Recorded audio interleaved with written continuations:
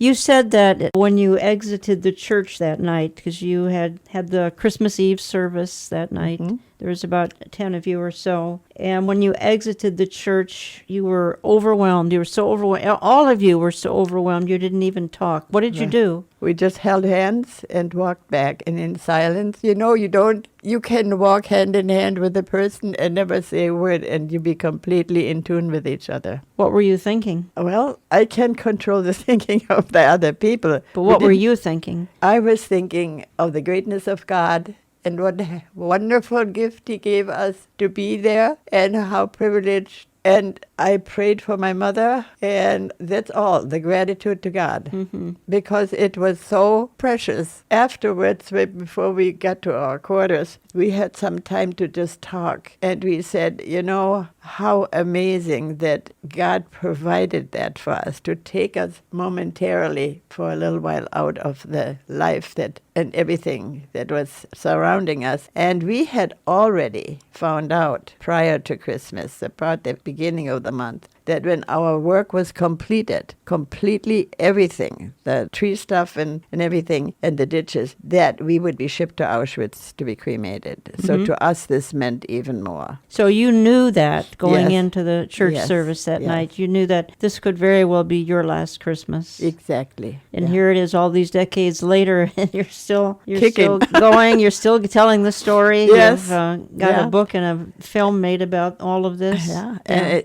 this coming June, I will have been in America 70 years. And folks, you can get the book and the DVD through my ministry. The book is Trapped in Hitler's Hell, and it is frankly a very, very uplifting story. And the story of Anita Dittman and her mother, and the story of how they were literally trapped in Hitler's hell, and how they had a tremendous experience through it all, though both of them were both put in concentration camps. And Anita escaped hers and spent a great deal of time walking across parts of Europe to be reunited with her mother. Would she find her dead or alive? I'm not even going to tell you. Check out the book at olivetreeviews.org, olivetreeviews.org. And then there's a 75-minute documentary made by WorldNet Daily that goes along with it. You can get that separately or together. Again, give us a call, or olivetreeviews.org. Give us a call if you'd rather have it ordered by mail. Anita, you said that when you would lay down on straw, particularly that night, you looked back over Christmases since your mother had become a Christian, and she made it so special for you and your sister. We were terribly poor. Yeah, you were so poor because of the war. Yeah, well, and because of our father. I mean, my father left us early in Hitler's government, and that set us into total poverty. And we were lived on welfare, and pretty soon the welfare said, well, we're not going to have a check for this Jewish woman. Let her work. So she worked in a different place many years prior to when she was working in the factory, but she hauled manure. They worked in a kind of a nursery where they're raising trees and everything, and she hauled manure for 8 hours a day. But in spite of it all, we had Christmas off, and it was so festive. It was so Christ-like, and sounds crazy when I tell this to people, but people understand where it comes from. I always say, if I tell you that it was the most significant Christmas of all Christmases, because it was totally Christ-centered. There was no gifts, no glitter, no tinsel, no loud music, and we had a tiny little Christmas tree that we swiped from the woods.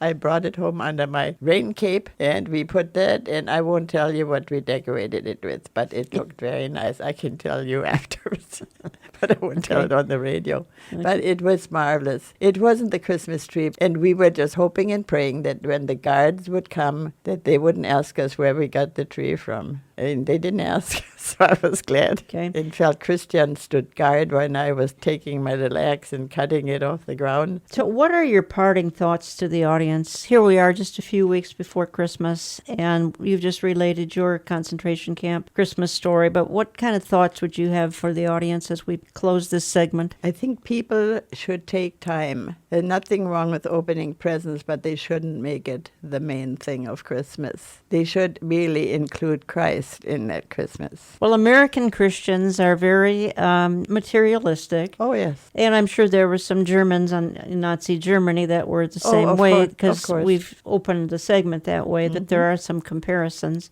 But there were true believers back then, too. Yes. And your church, the St. Barbara's Lutheran Church in Breslau, and they were the ones who stood by you all those And years. by my pastor, too, Yes. to keep him from being incarcerated. Mm-hmm. Yeah, they were wonderful people. It was an inner city church, and the pastor and his wife and 5 kids lived next door to the church in an apartment, and he didn't have a car because people only if they can pledge that they could have to use that car for their profession. Well, of course, they wouldn't let a minister have a car. So when he came to visit us the first time he came, when we were introduced to him, he came on a streetcar, and things were different even for the pastors. Well, again, folks, the story is fascinating. It's a very victorious story. It's very uplifting. And quite frankly, we've got shades of the Holocaust happening all over again. So I encourage you to check out the book and the DVD, olivetreeviews.org.